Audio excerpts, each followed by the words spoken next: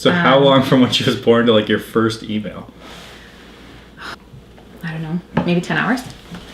Honey, if you're watching this, I know, okay. It's not just me.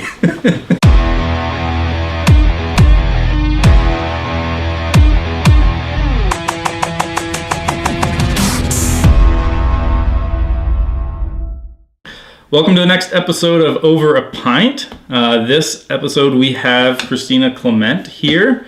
Why don't you introduce yourself? Hey guys, I'm Kristina Clement. I am a real estate agent in Newmarket, and I'm with Coldwell Banker, the real estate center. Awesome. And you were 30 under 30? I was. I am not 30 anymore. Close So enough. that doesn't work anymore, but it is definitely something I want. Little tick. Yeah. So this week we're drinking a Lost Craft. They're out of Toronto. So yeah, check out how it is. It's a premium lagered ale, if you care. Well, let's see how it is. This is how I like to do work on a Friday. Yeah, me too. Normally I'd be drinking wine, but beer is always a good choice. Maybe I'll drink a little slower Getting this ready time. for the patio and nice weather coming. Yeah, absolutely. I started drinking beer actually a few years ago, only because it was summertime and I felt like, can I really start drinking wine at 12 No, I don't o'clock? drink wine, so well, you can drink it any time, really. But then I drink too much of it, so I'm not in good shape by 4 or 5. So beer has really slowed that down. Well, that helps. Cheers. Cheers! Thanks for having me. No problem. Thanks for coming. So, how long have you been in real estate? I'm going on 6 years. So we actually, I think, started around the same time. We did, yeah. Like within a few months. I think it was like July of that year. Yeah, I think we may have touched base. That's when we kind of reconnected. So when we went to high school together. Yes, we did. So then I guess we didn't talk probably since high school. Yeah. And then we got into real estate, and then social media connected again. Yeah, and I think both being pretty young when we started was something we had in common. So how did you get started with like your first couple deals?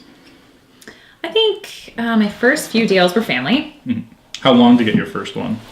First one, I think it was 4 months. That was 6, I think, roughly. Yeah. Well, I don't count leases. Yeah, I didn't start off full time or really doing as much as I should have. Yeah.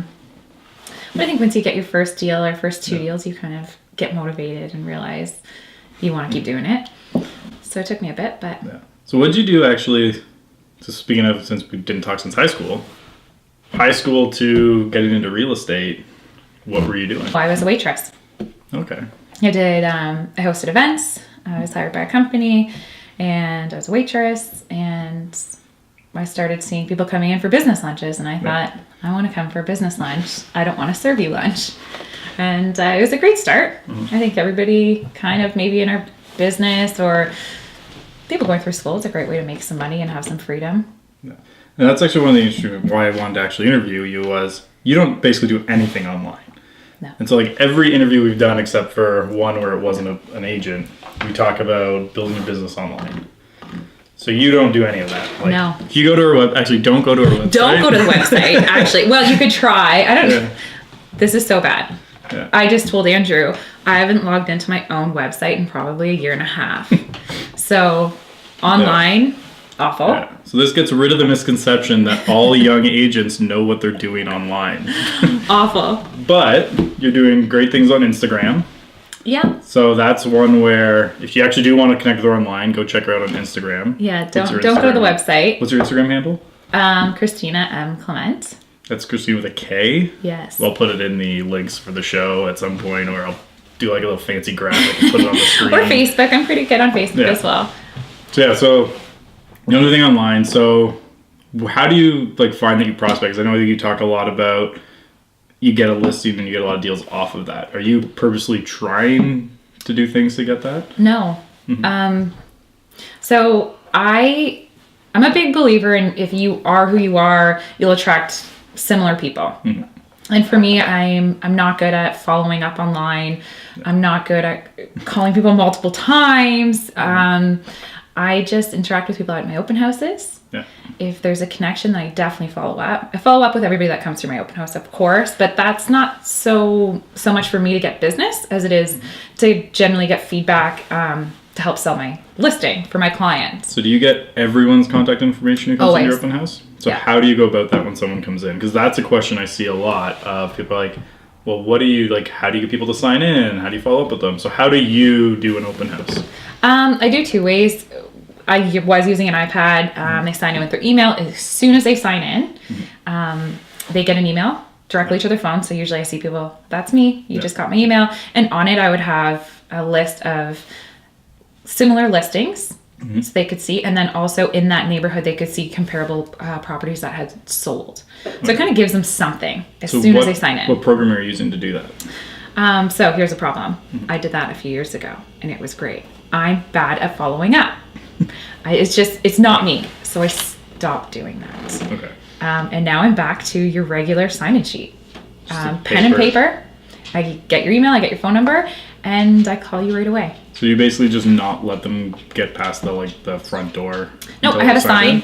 I find a sign is a professional way to do it. I don't have to have a conversation of saying you have to sign in. It just says for security purposes, please sign in. Yeah. Everybody does. I think if you've been through an open house, you know. Yeah. Most people I find are coming in and just saying, where is the sign in? Yeah. They know to do it.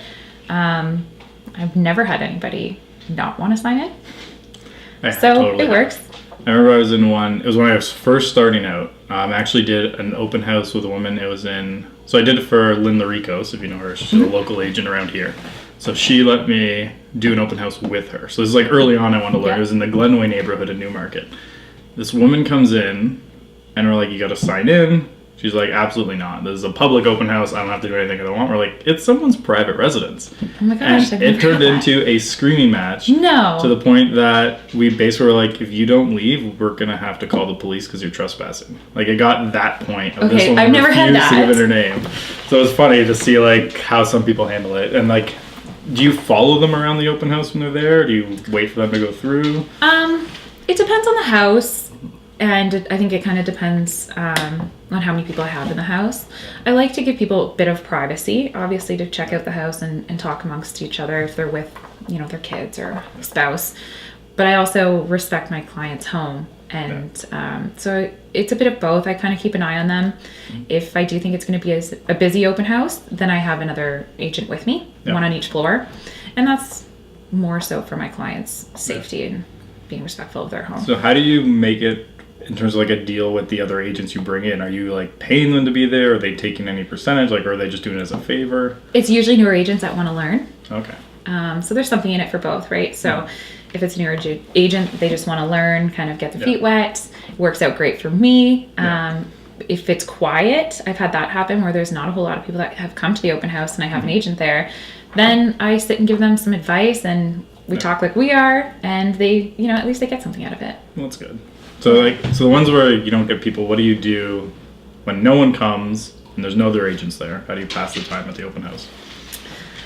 Well, I don't have beer. Fair.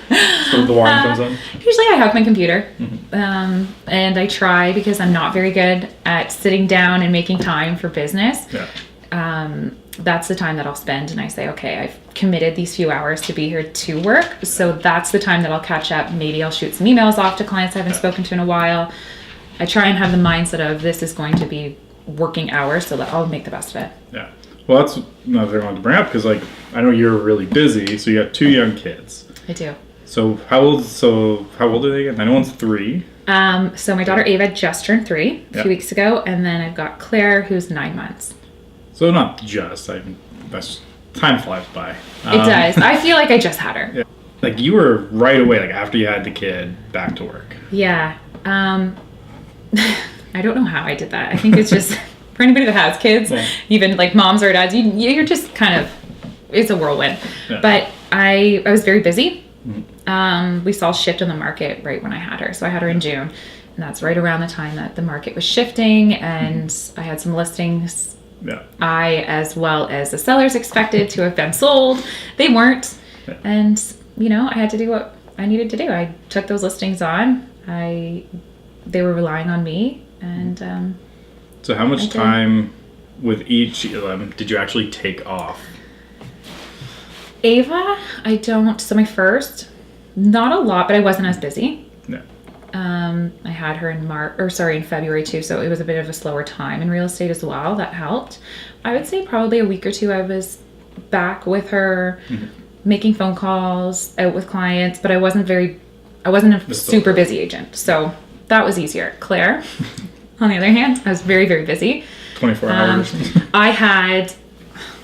Don't judge me, but I made sure my husband had my computer packed. Yeah, I was thinking, okay, I'm gonna have this baby, but I've got all these listings, I've got clients, bring my computer, and I luckily had a really fairly easy labor. Yeah. So between contractions, you're sending MLS emails out. Not so much. I went into labor late at night, which was great. Definitely by the next morning. Yeah. I was just kind of moved into my private room. Yeah. And I thought, okay, husband's sleeping. Well, you're a new baby. All you're doing is sleeping. I was on my computer. So how long from when she was born to like your first email? Oh God, under 24 hours for sure. I don't know, maybe 10 hours. Honey, if you're watching this, I know, okay. It's not just me.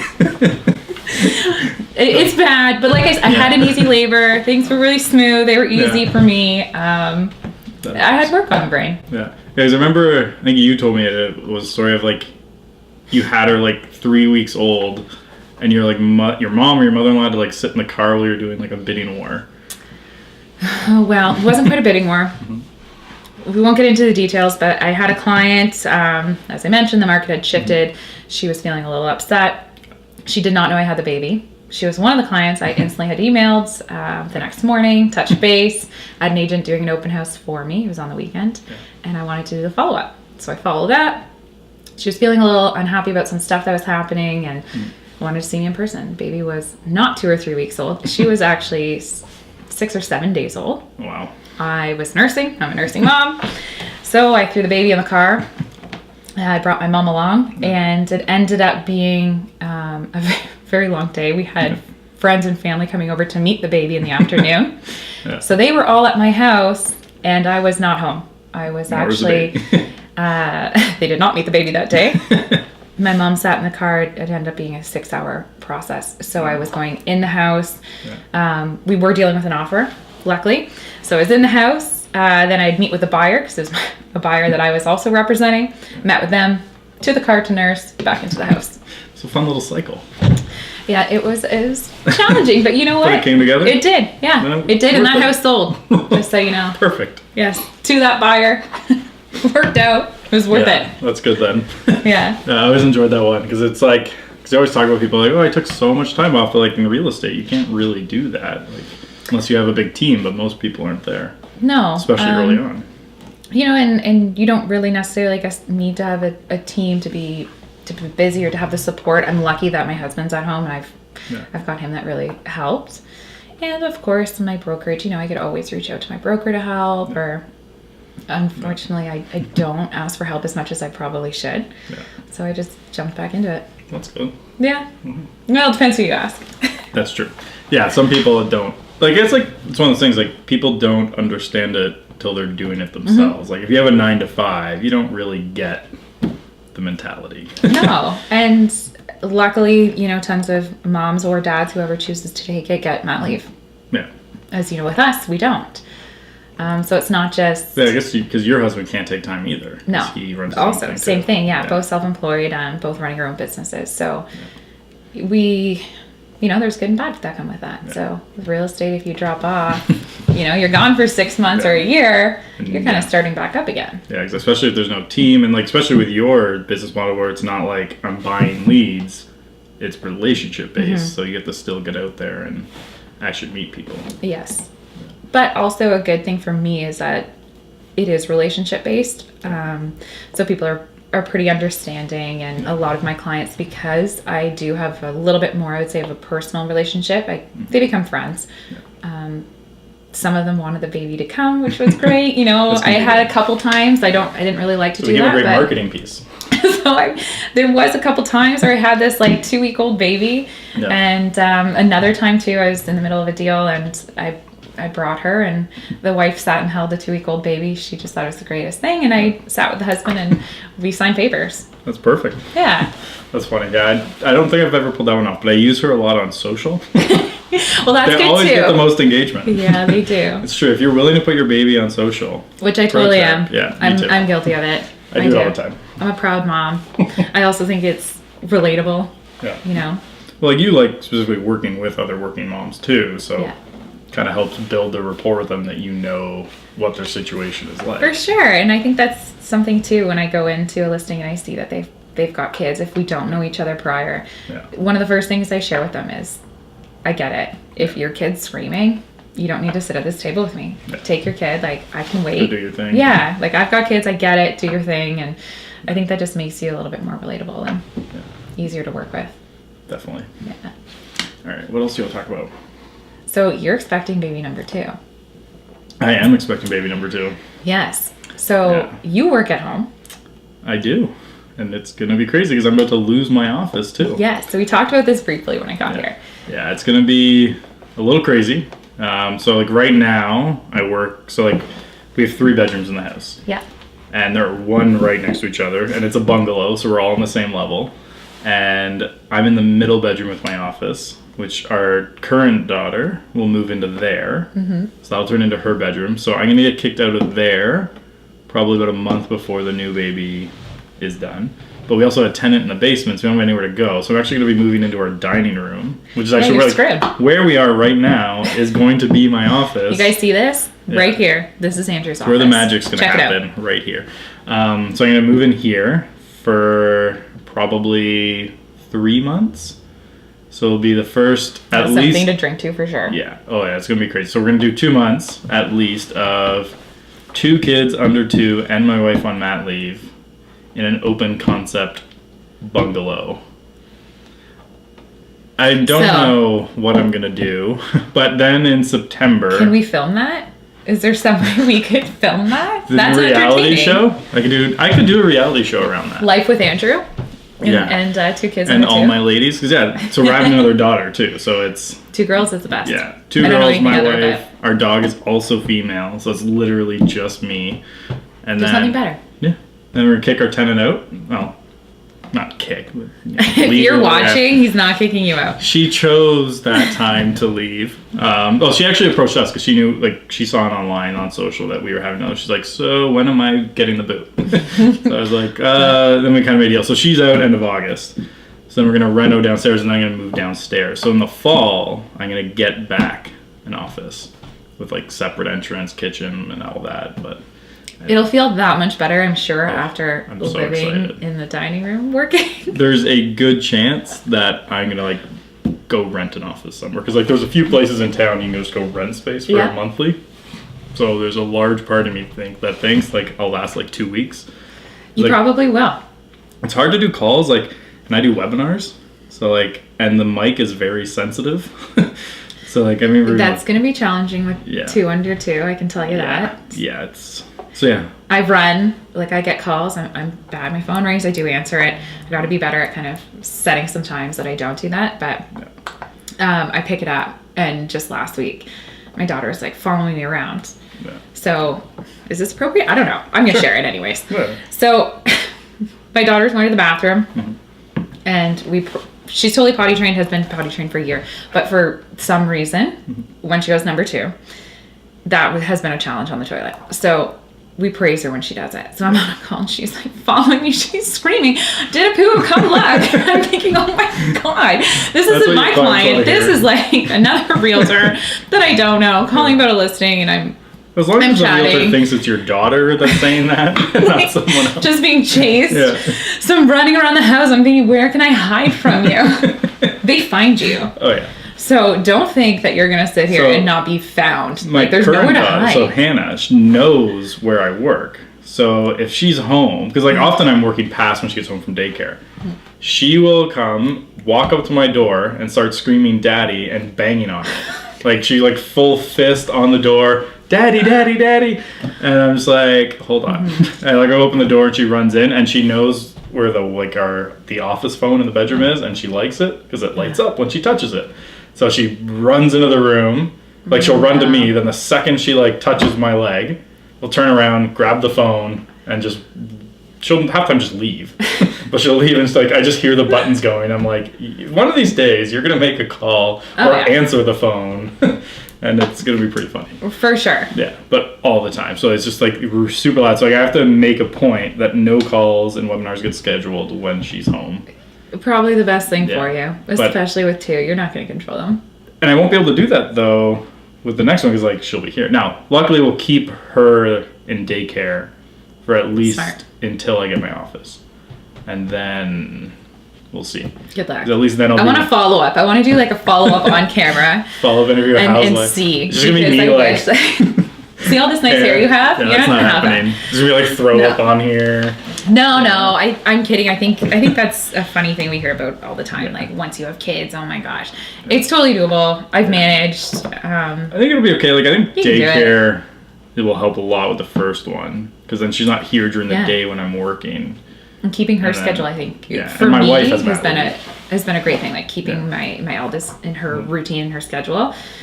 She never had that, like, jealous... I hate my younger sibling. I hear friends all the time that have 2 where they're just like, send that baby back. I don't want that baby around. But keeping, I think, their schedule and keeping them used to what they're used to. And so how do you handle like weekends then? Because like as an agent, you got to do open houses and showings. They're hectic. Yeah. It's almost like a rock, paper, scissors with my husband and I sometimes. Does he have to work on weekends too? He kind of can make his own schedule, but when times are good for him for business, he wants to tend to them. Mm-hmm. So there's the odd time where he's very similar to me, whereas if my phone rings or I think I'm getting an offer, you want to get to that quickly. Yeah. It's very similar for him with business is, when times are good, it's a short window of it, so he's got to get to it quick. Yeah.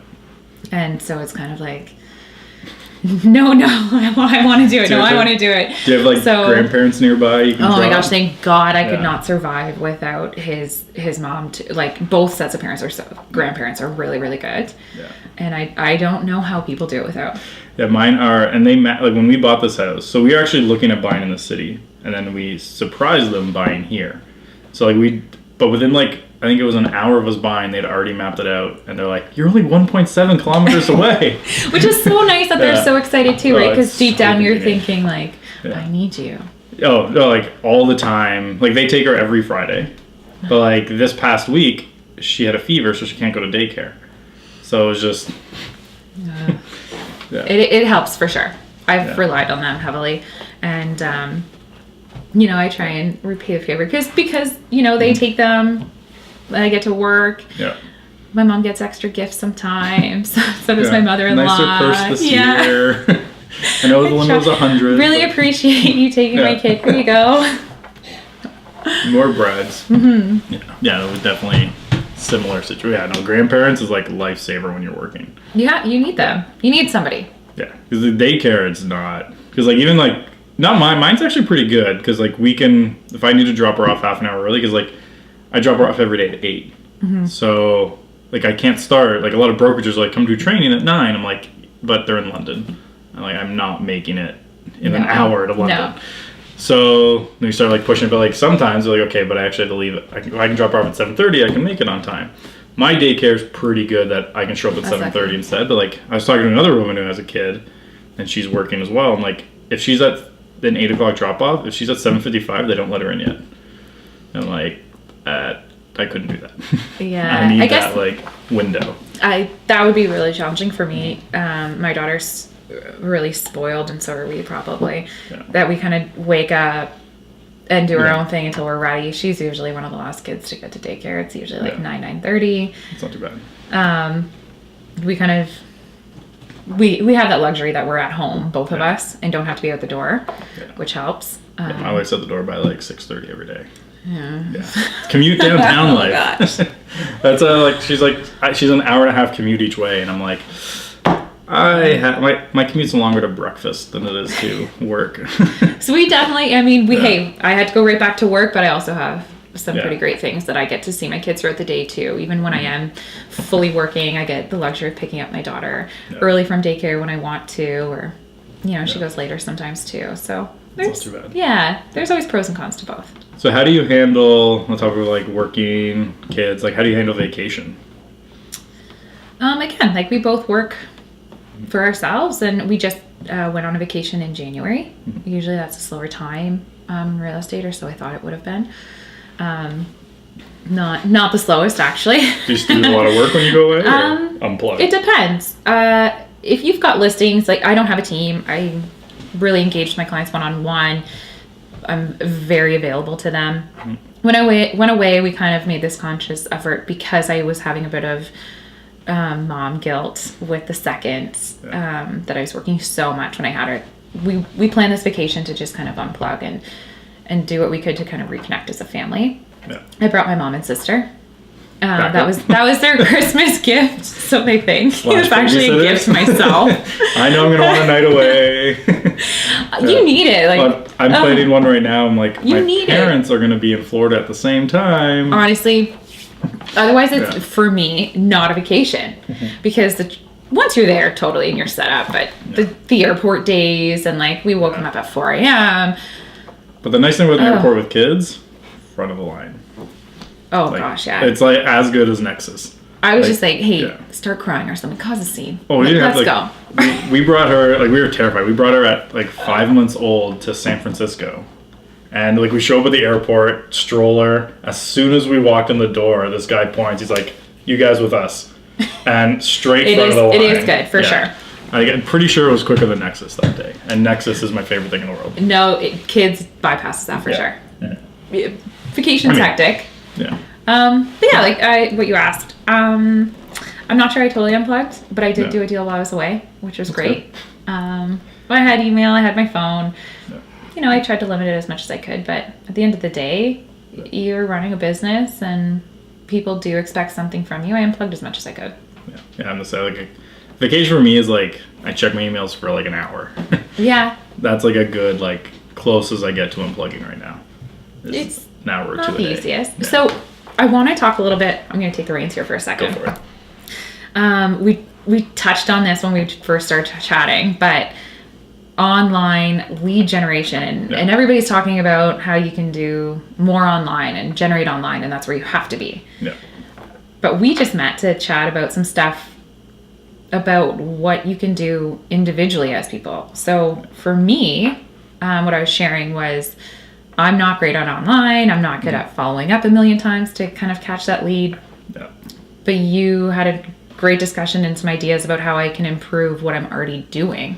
Yeah, so because a lot of it, like, so basically the argument, so as people catch up who weren't there, is there's like different ways you can build your business online. So when you think about like older school where you're like, here's cold calling, door knocking, geo farming, referral. Mm-hmm. There's each of those exist in a different way online. So like if you were a cold caller and you don't want to cold call anymore, there's a version online where like you force people to register. Like some of the ads we've done for you, like a couple of them, you'd see like it's just it's you're doing a volume thing. Like you're just calling a lot of people. That's one way to build. Then there's still like a referral based version online, which is what we're making more sense for you, where you create a lot of content and you get people to like know, like, and trust you. And then anyone who engages with your content, then we're going to hit them with an ad to book time with you. But they're not seeing that ad until they already are pretty aware of you, engaged with all your stuff. Which works for me. So I guess I kind of wanted to just touch on that because I think it comes up a lot when I'm networking with other agents and what we all do. And I think it's important at the end of the day to be authentic.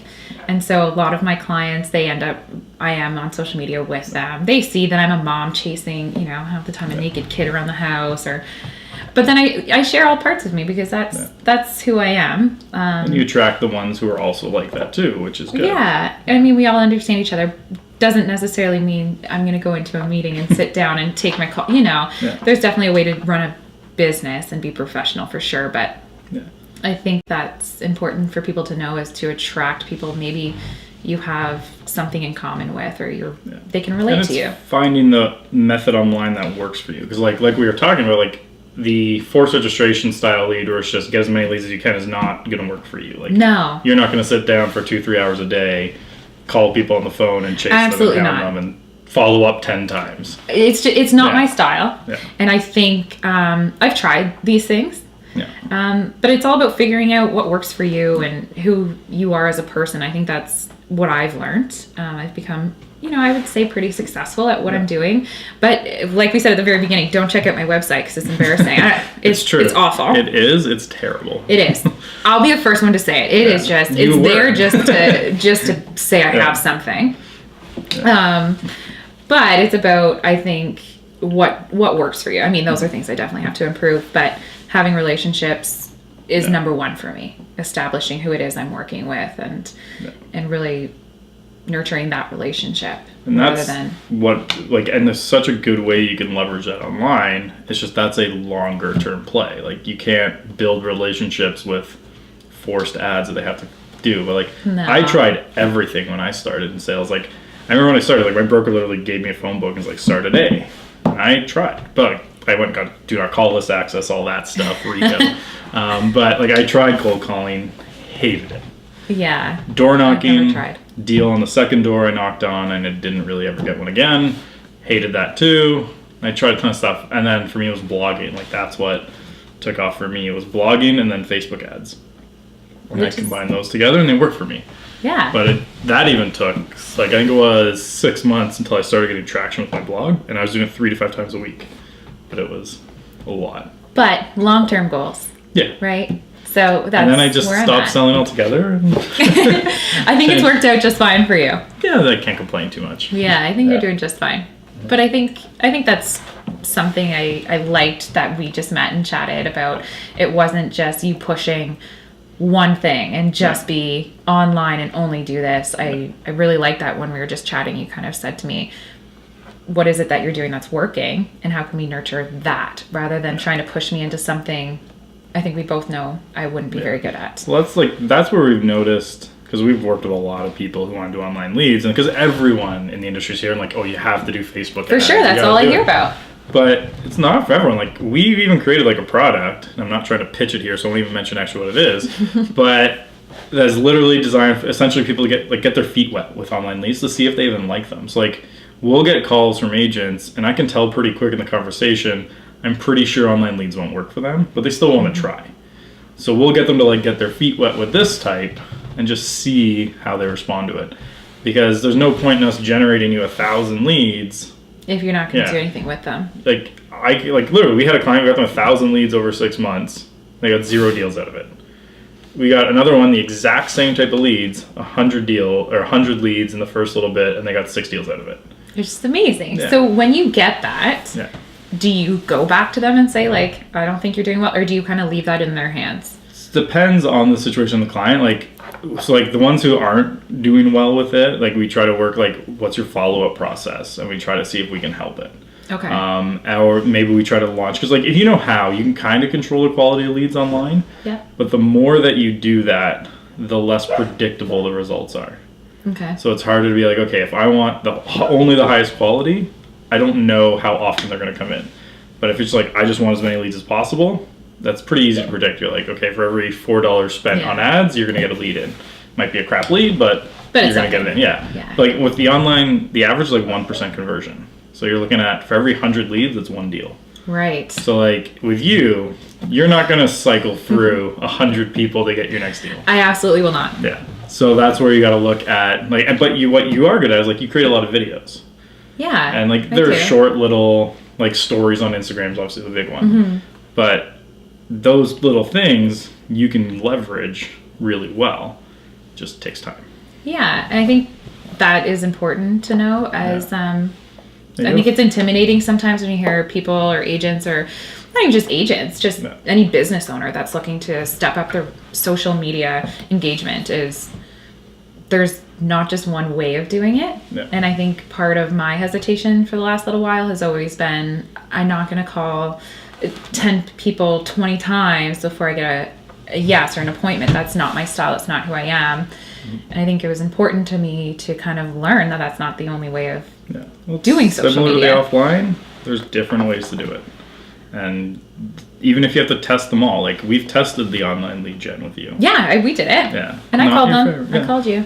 Once or twice. Once or twice. I didn't call you 10 times. Yeah. And that's what we figured out. It was that's realistically going forward not your best bet. Yeah. Whereas someone else, we literally, I have other clients who they have that, I'm gonna call you until you buy or die.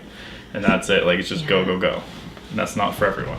Like, when I was selling, my CRM was a Google Sheet. It was like an Excel spreadsheet. And I'd be like, okay, contacted them here. Here's what we said. And then no matter what, I always put, okay, contact them this day. And then I put a reminder in my calendar. And you did? Yeah. It was just but it was like literally like until they literally told me to fuck off or bought, I didn't stop calling. But it was just like a quick little 30-second. And was that your main, like, that was your main way of doing business? Because I was doing different ways. So like I had that, which is like your direct response kind of marketing. Mm-hmm.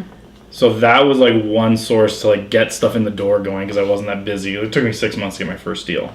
So that was like the beginning how I got names and started conversations. Then I was also blogging. So the blogging, like it was over 6 months, probably like in that 6 to 8 month range. But then after that, every time I posted, I'd get like leads. But those leads that came in were a lot warmer. So those I didn't really have to do as much work for. But those ones, like the direct response marketing, like some of the ones would be set up like forced registration style. Right. Those ones just like, you got to keep on them all the time. But the ones that are coming off like a blog, they're contacting me because they like me. Mm-hmm. They like my content. They've already got something from you. So it's like the people who respond to your Instagram stories, like they like you already. So it's an easy conversation. Mm-hmm. And what I like about leads that come off of content is you don't have to be like, you have to call in the first 5 minutes or you lost it. Right. So I think for me personally, that works. When I know, like you've run ads for me before, and when I'm getting those leads, I'm very quick to call them because I know that's the style and that's what we have to do with those ones. And I think over the last probably 2 years, I've realized, you know, just work and family life balance that I'm looking for and I want to have, that doesn't work. It doesn't work for me. Well, like, you know, Marion Carconi and Aurora. Of course. So she obviously does huge business. Yeah. She doesn't advertise at all, basically. Like, I remember I was sitting down with her doing an interview one time years ago. And she told me, she spent $500 in advertising that year and resented every single dollar on that check. And it was like her ad to her was a newspaper ad so that her clients knew she wasn't dead yet. I mean, there's a bit of jokes in there, but that was already like hers is 97% referral. Right, and that's kind of the route. And that wouldn't work for everybody. Yeah. I think it depends on. But it's a heavy hour investment. Like hours and hours. She works a lot. Yeah. Right. So that's the other side. But like even you, like you don't just do real estate. You also flip houses. I do. Like so I'm a busy lady. I know everybody hates to hear that. We're all busy, but I'm trying to be better at managing my time. Mm-hmm. And I think one thing that I've really realized lately is I respect my time more now than I ever have. Yeah. But we do, I've taken on renovations. Mm-hmm. I've helped clients renovate homes. Mm-hmm. My husband and I have renovated 3 of our own houses, personal residence, and then we've got projects on the go. So in the time of having a baby, I had 3 renovation projects on the go. It's gotta be stressful. We owned a house that we were in the middle of a renovation, like our own property, that we were renovating and selling. And then I also had 9 listings. Nice. So yeah, to say I was busy is maybe an understatement, but I think that's another thing that I relate to with people and they like is I show them, I'm able to kind of go into a home and say, you don't like this house and I can see why you don't like this house, but I brought you to it because this is what it could be. Yeah. Here's how you can I bring a bit of a different element to my business. Yeah. It's not just let's find you a house that, you know, write me a list, tell me your needs and wants, and I'll take you to only those houses. Mm-hmm. There's so many things you can do with a renovation if you're not afraid of it, and having a realtor that knows those things and has done them and has good trades and contacts and can help you visualize and do that. That's also helped my business a lot. Is I'm not just, you know, your average realtor that can go in and buy and sell houses for you. I can help you plan a renovation or see a home for what it could be rather than what it is. Yeah, and that's a big one because like I remember this house when we bought it. Like the first time, like my wife looked at the pictures, like I don't want that house. And I was like, but here's what we could do with it. Right, so and like, it's an investment. It's a long-term all plan. These walls in the background, those are leaving. They're all going away. Yes, the follow up video that we're going to do when Andrew is working from his dining room with 2 kids. Yes, it won't look like this. Well, that renovation is not happening when we have a 3-month-old or a 1-month-old at home. So you're not as crazy as I am? No, we're not. Like, we're measured. Like, there's a little bit of craziness at a time. I don't think I want to throw in a full reno at the same time as a new baby. Yeah, maybe not. Yeah. I think I've learned my lesson. So your next kid. No, I'm done. Two, like I've got 2 hands, 1 per kid. That's it. I'm done. Yeah, fair. Yeah, we're having that debate of 2 or 3. I think you'll probably, you know what, when you have your second, you'll know. We'll see. It's like everything's out already. It's just easy to have another one right away. Yeah, I totally agree. But now I'm really looking forward to packing away those toys. As this baby's growing out, I'm like, who wants this? Yeah. I don't want to store it again. Facebook groups, get rid of them. Big time. Yeah. While you're at it, do you want this toy? I'm also a realtor. Yeah. By the way, I'm never too busy for your referrals. Are you growing out of your house? Is it too small? Yeah, you need a bigger one. Here's a onesie for $3. You know what? This one's on me. Yeah. You take this onesie. List yourself with me. All these clothes are for you. There's a little niche you can work. Selling things on mom groups to families who need to upgrade. There you go. It's all, like we said, it's all about who you can relate to.